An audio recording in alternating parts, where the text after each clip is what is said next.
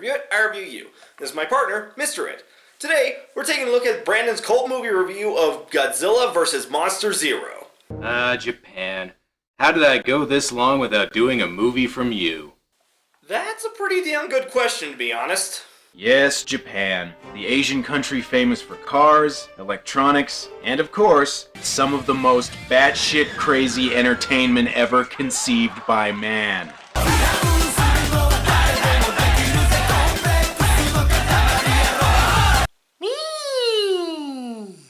Now rather than start with something too crazy, Oh, thank God. I've also got another reason for choosing a Godzilla movie to review here. While posting my videos to thatguywiththeglasses.com, And this review is officially dated, seeing as how thatguywithglasses.com doesn't exist anymore. technically the official English title for the movie I picked is Invasion of Astro Monster, but here in North America it's more popularly known as Godzilla vs. Monster Zero or just Monster Zero. Because we Americans just have to do even the most benign shit differently from the rest of the world. So a title card informs us that some astronauts have been sent to investigate a new planet discovered near Jupiter in the year... Actually, you know what? When does this movie take place?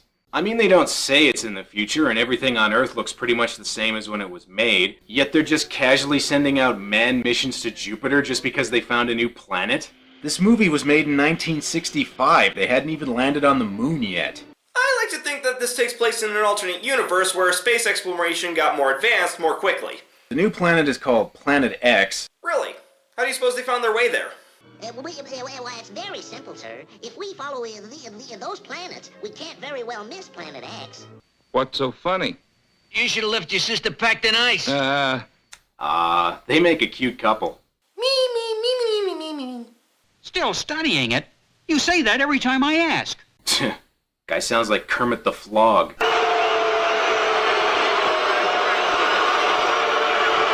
I honestly don't get why people would chew him out for that joke. Anyway, Tetsuo's an inventor who's made a device that does this. Hey, the range is getting good. I wonder why I can't sell this good idea. Gee, I don't know. Maybe it's because it sounds like a robot cat passing a kidney stone. Actually, it kind of sounds like Weston when he gets over-emotional. You think I'm that annoying? No, I didn't mean...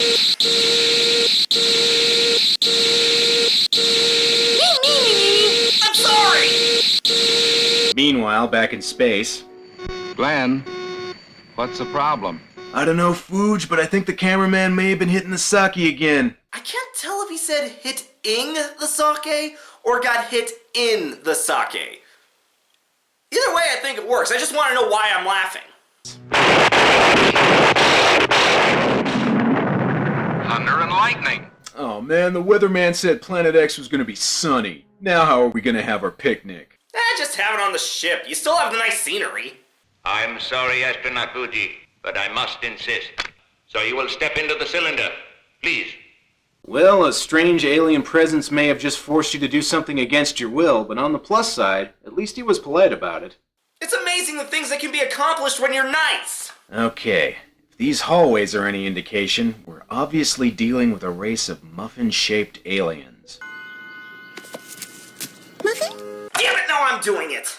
I'm controller of Planet X. Wow, you guys call this place Planet X2?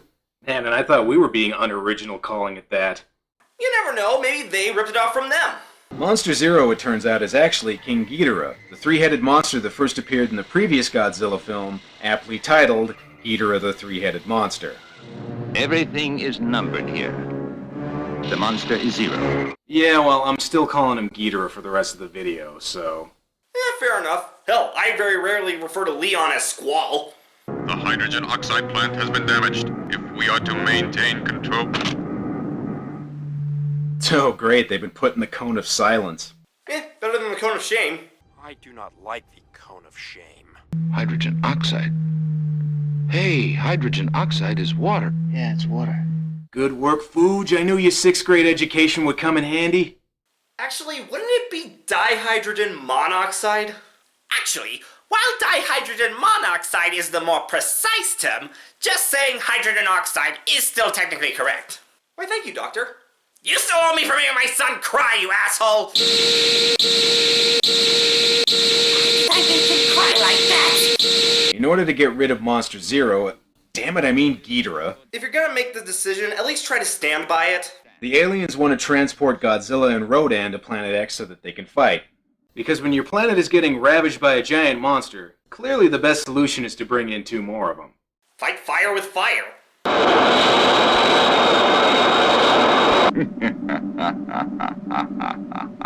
Well, that's not the least bit suspicious. What? It's not like our heroes witnessed that. Tetsui, my brother is waiting. Let's hurry. I sure don't feel like seeing him. Aw, it's not easy being green, is it? Okay, the Kermit joke has officially run its course. That won't buy groceries. Oh, true, but it's necessary in everyday life. You're fighting me. You always agree with the girls. Why do I get the feeling one of these 2 is going to propose to the other by the end of this dinner? The Japanese army finds Godzilla at the bottom of a lake, and Glenn and Fuji go to investigate because they're astronauts and monster hunters. They're multi-talented. What are you giving me, a true confession? I'm really starting to wonder that myself. Starting to? You've been shipping these 2 since the beginning of the movie! So, in case you hadn't figured it out yet, Namikawa is from Planet X2, meaning the aliens have been operating on Earth since, let's say the beginning of the movie. Fair assumption. Anyway, they go to the lake where Godzilla is, but it turns out some ships from Planet X are already there.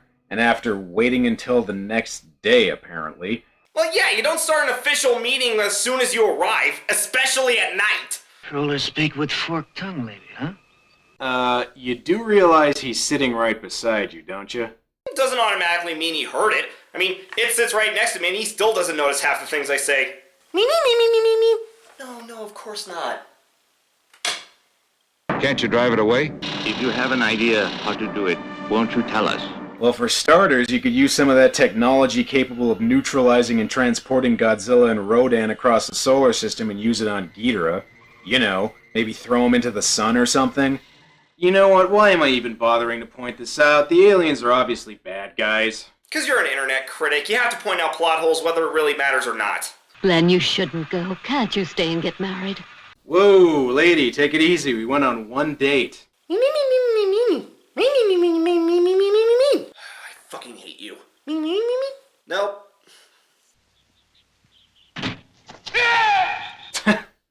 I love that scene. An obvious joke, but still delightful.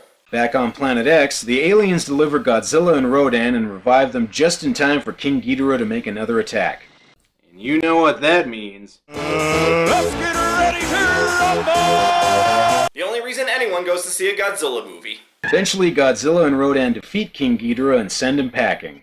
And this leads to one of the most infamous moments in Godzilla movie history. Ladies and gentlemen, I present to you the Godzilla Victory Dance. The what?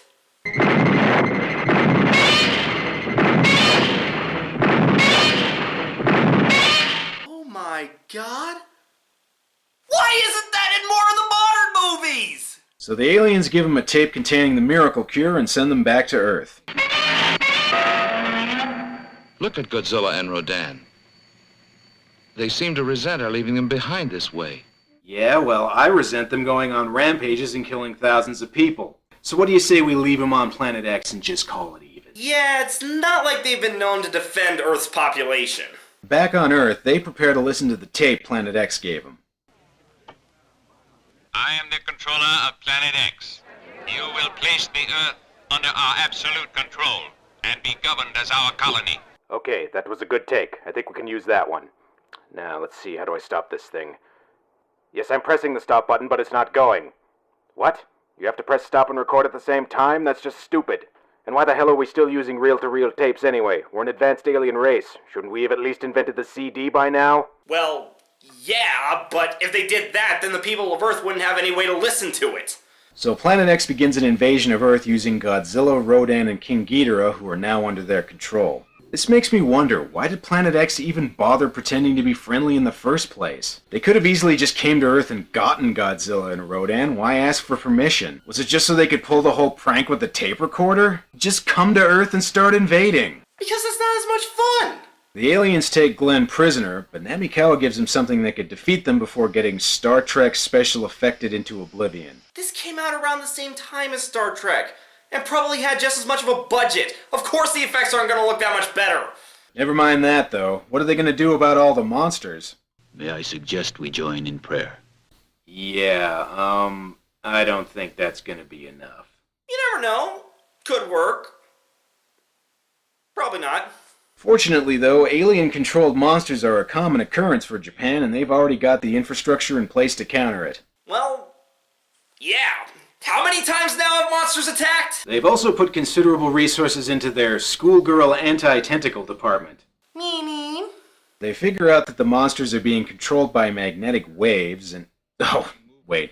Did I say they figure it out? I mean the aliens flat out tell them that. And King Ghidorah is completely controlled by our computers through magnetic waves. Glenn and Tetsuo explain the aliens' weakness to sound, and they decide to broadcast it all over Japan. And I really don't know how they're able to organize all this in just a few hours. Yeah, the Japanese may be weird, but they're good at time management. While all this is going on, the aliens order the monsters to attack, and if some of it looks familiar, that's because they use stock footage from older movies. Another great Godzilla tradition sees its start. Using Tetsuo's sound and the magnetic waves, they manage to defeat the aliens and break their hold over the monsters. We'll escape! We'll escape into the future! All of you, join me in escape! Now, you see? That's why you never put your time travel controls next to your self-destruct button. I never understood why that is a thing. Well, it's the end of a Japanese monster movie, which means it's time for a dip in the ocean. Well, it is nice swimming weather. Overall, this review is pretty decent. Brandon has a good sense of humor and is a good editor. My only problem is his delivery. He keeps this almost monotone voice throughout the entire review that honestly kinda sounds like the cinema snob. But at least he's reviewing something more tasteful than the snob does. I'm the reviewer. And I got a lot of apologizing to do.